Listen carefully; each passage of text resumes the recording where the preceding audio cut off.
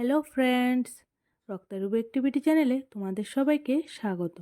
আশা করছি তোমরা সবাই ভালো আছো।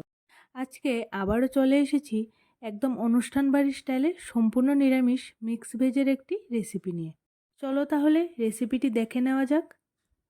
এই রেসিপিটির জন্য আমি নিয়ে নিলাম টুকরো করে কেটে রাখা মিডিয়াম সাইজের একটি আলু, কিছু বিনস, কিছু ফুলকপি আর নিলাম দুটো গাজর। সমস্ত সবজিগুলি আমি আমার পছন্দ মতন শেপে কেটে নিলাম। সাথে নিলাম 4 টিস্পুন পোস্ত, 10 থেকে 15টা কাজু বাদাম, ফেটানো টক দই আর পরিমাণ মতো পনির। এখন একটি কড়ার মধ্যে নিয়ে নিলাম পরিমাণ মতো সাদা তেল। তেল গরম হয়ে যাওয়ার পর এর মধ্যে দিয়ে দিলাম কেটে রাখা গাজরগুলি। সাথে সামান্য নুন দিয়ে হালকা নাড়াচাড়া করার পর এর মধ্যে দিয়ে দিলাম আলুগুলি।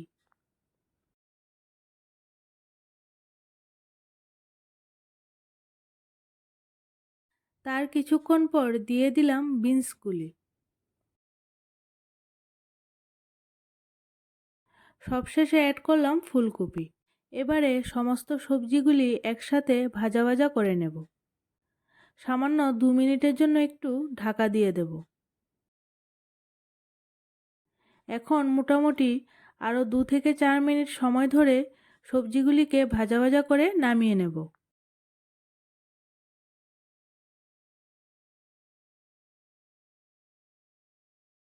কড়াইতে আবারও সামান্য তেল দিয়ে দিলাম। এবারে পনিরগুলিকে হালকা করে ভেজে নেব।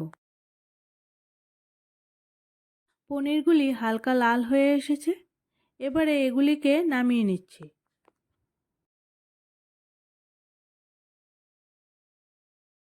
এবার তেলের মধ্যে ফোড়নের জন্য দিয়ে দেব একটি তেজপাতা, গোটা গরম মশলা, হাফ টিস্পুন গোটা জিরে আর লঙ্কা।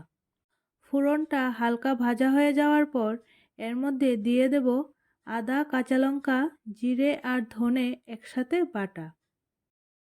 এখন এই মশলাটা ভালোভাবে কষিয়ে নেওয়ার পর এর মধ্যে দিয়ে দেব কাজু আর পোস্তর বাটা। সমস্ত কিছু একসাথে মিশিয়ে মশলাটাকে ভালোভাবে কষিয়ে নিচ্ছি। মশলা থেকে তেল ছেড়ে আসছে। এ অবস্থায় হাফ কাপ মতো টক দই লবণ দিয়ে ফেটিয়ে অ্যাড করলাম। এ অবস্থায় গ্যাসের ফ্লেমটাকে একদমই লোতে রেখে গ্রেভির সাথে দইটাকে মিশিয়ে নিতে হবে। হাই ফ্লেমে রাখলে দইটা তবে ফেটে যাওয়ার সম্ভাবনা থাকে। সাথে দিলাম সামান্য পরিমাণে নুন। মশলার সাথে দইটা খুব ভালোভাবে মিশিয়ে নিয়ে এরপর এর মধ্যে দিয়ে দিচ্ছি ভেজে রাখা সমস্ত সবজিগুলি। সমস্ত কিছু মেশানো হয়ে গেছে। এখন এর মধ্যে আমি দিয়ে দিলাম পরিমাণ মতো জল।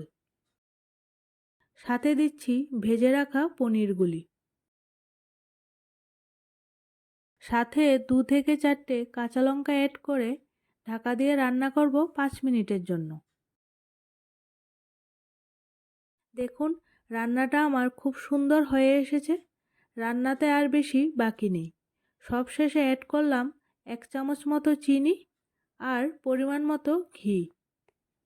আমাদের সম্পূর্ণ নিরামিষভাবে তৈরি মিক্স ভেজ একদম রেডি সার্ভ করার জন্য।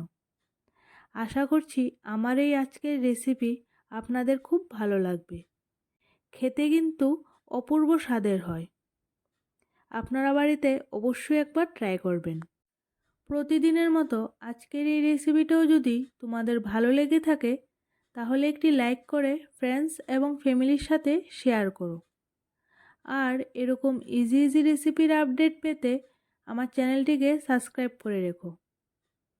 তবে বন্ধুরা তোমাদের সাথে আবারও দেখা হচ্ছে নতুন একটি রেসিপির সাথে।